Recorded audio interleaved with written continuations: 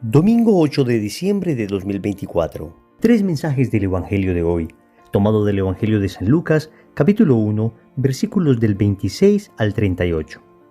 En aquel tiempo, el ángel Gabriel fue enviado por Dios a una ciudad de Galilea llamada Nazaret, a una virgen desposada con un hombre llamado José de la estirpe de David.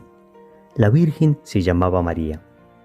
El ángel, entrando en su presencia, dijo: «Alégrate, llena de gracia, el Señor está contigo». Ella se turbó ante estas palabras y se preguntaba qué saludo era aquel. El ángel le dijo: «No temas, María, porque has encontrado gracia ante Dios. Concebirás en tu vientre y darás a luz un hijo y le pondrás por nombre Jesús. Será grande, se llamará Hijo del Altísimo. El Señor Dios le dará el trono de David su padre, reinará sobre la casa de Jacob para siempre, y su reino no tendrá fin». Y María dijo al ángel: «¿Cómo será eso, pues no conozco varón?». El ángel le contestó: «El Espíritu Santo vendrá sobre ti, y la fuerza del Altísimo te cubrirá con su sombra. Por eso el santo que va a nacer se llamará Hijo de Dios. Ahí tienes a tu pariente Isabel, que a pesar de su vejez ha concebido un hijo, y ya está de 6 meses la que llamaban estéril, porque para Dios nada hay imposible». María contestó: «Aquí está la esclava del Señor, hágase en mí según tu palabra». Y el ángel la dejó. Palabra del Señor. Gloria a ti, Señor Jesús. Queridos amigos, hoy celebramos una enorme solemnidad en la iglesia, la solemnidad de la Inmaculada Concepción. Y recordemos que Inmaculada Concepción se refiere a la concepción de María, no a la concepción de Jesús en el vientre de María. En muchas ocasiones se tiene esa confusión y se piensa que la celebración de la Inmaculada Concepción es la forma milagrosa como el Hijo de Dios habitó el seno de la Santísima Virgen María.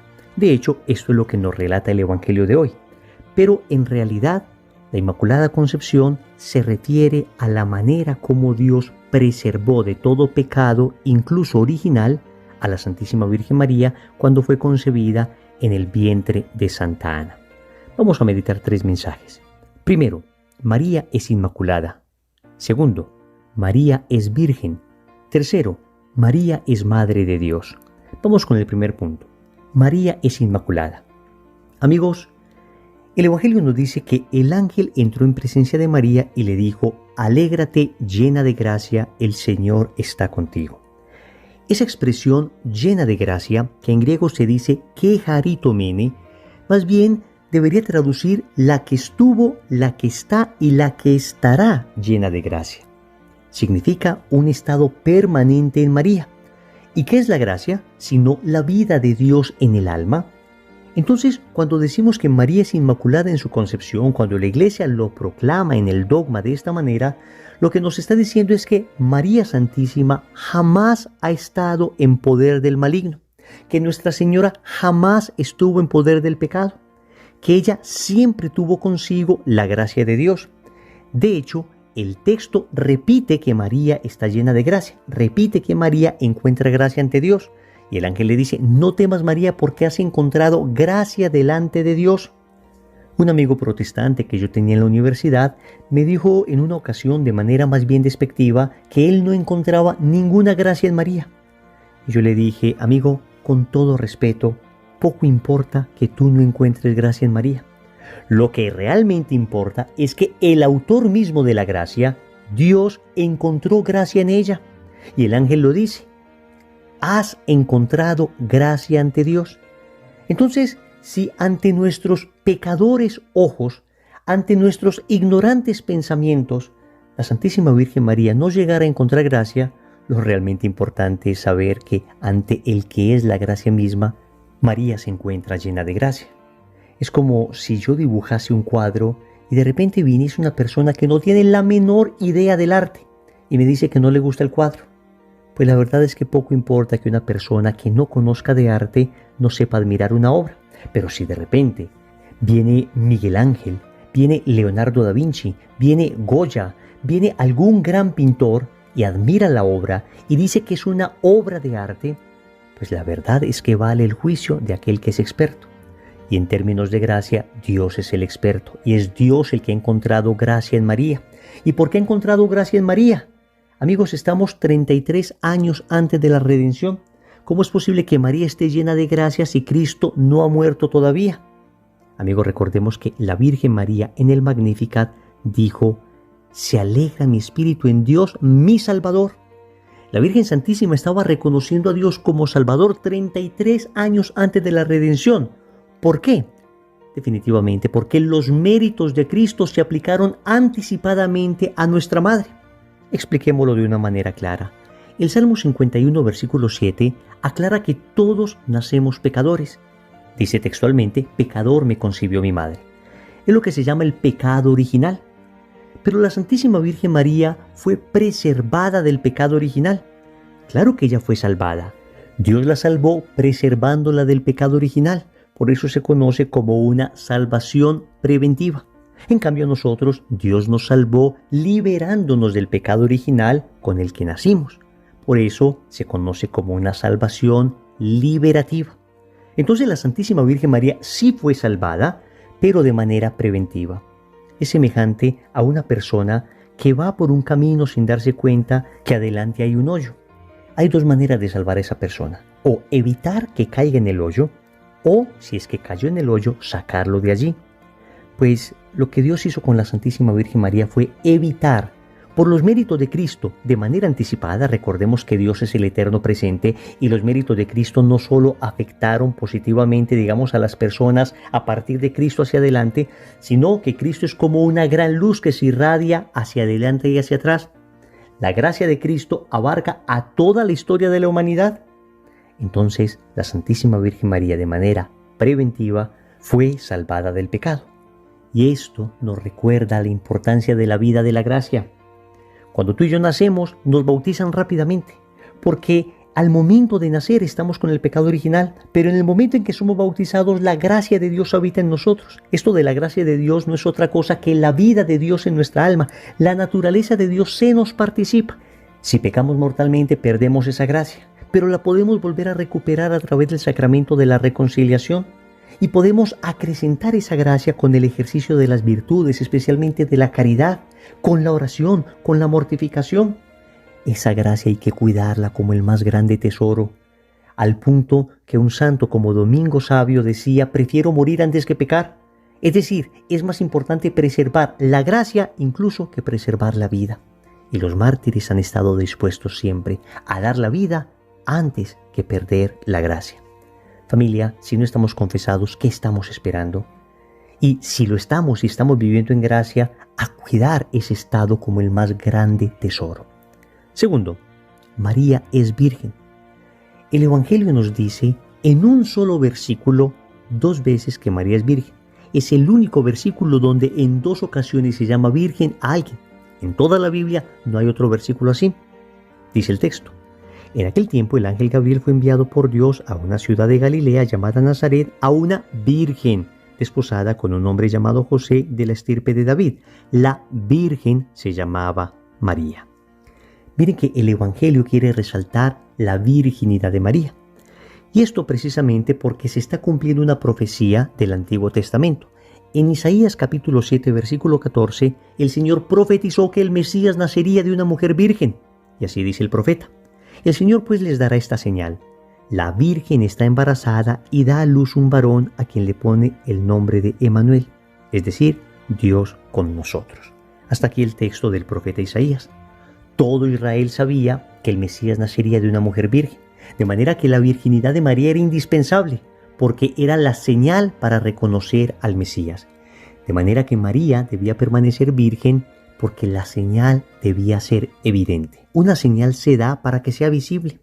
Y si Israel, según la profecía de Isaías, iba a reconocer al Mesías porque su madre era virgen, pues no tiene sentido que de repente la virgen aparezca con 3, 4, 5, 7 hijos y que después la gente diga: «A ver, este es el Mesías y la mamá es esta que llaman virgen con 7 hijos».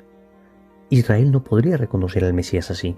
En cambio, si veían al Mesías y veían a su mamá, que no tenía más hijos porque en la cruz Jesús se la tuvo que dejar a su apóstol Juan, y hubiera sido una tremenda injusticia, hubiera sido un atropello de parte de Jesús, que si él tuviese más hermanos, si María tenía más hijos, hubiera sido, repito, un atropello que le hubiera dejado a su madre a un apóstol.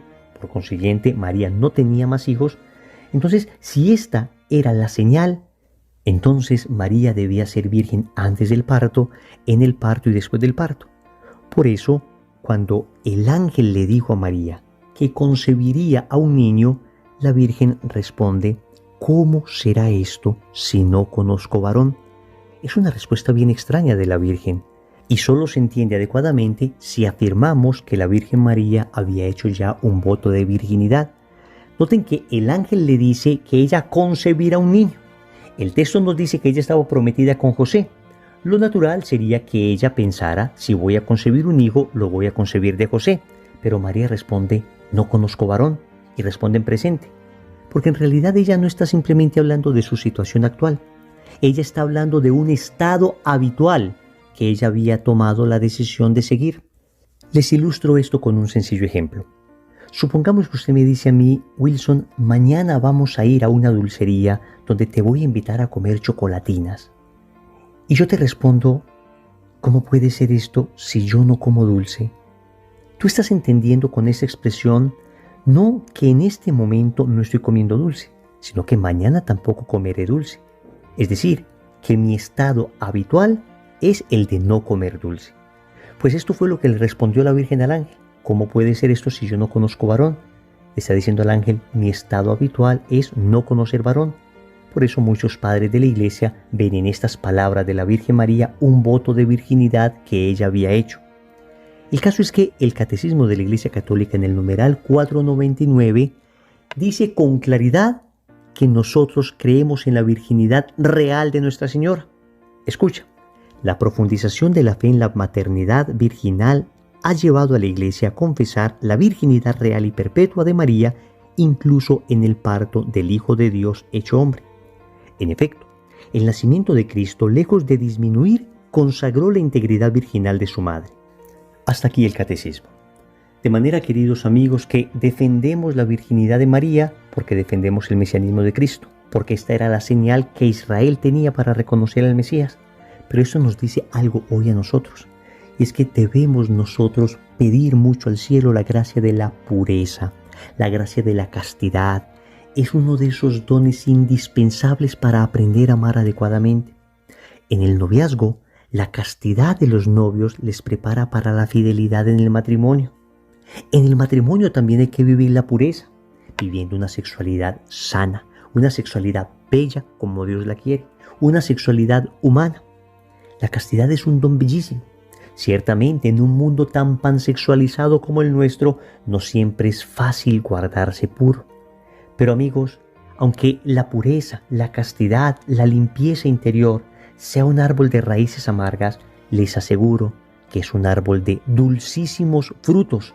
El fruto de la castidad es precioso y vale la pena todo el esfuerzo, que siempre tiene ayuda de la gracia, siempre Dios ayuda en ese esfuerzo. Vale la pena todo ese esfuerzo para saborear el fruto del amor verdadero, producto de la castidad. Tercero, María es Madre de Dios.